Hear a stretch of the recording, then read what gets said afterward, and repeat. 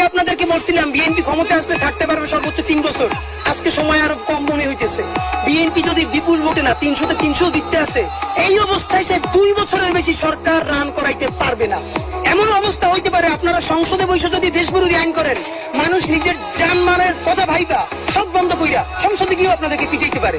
সুতরাং নির্বাচনের চেয়ে সেই ক্ষমতা কেমনে সুসংহত করবেন এইটা মনে রাখেন। কেন পারবেন না? হিসাব সোজা ভাই, মানুষের হাত খুলে গেছে।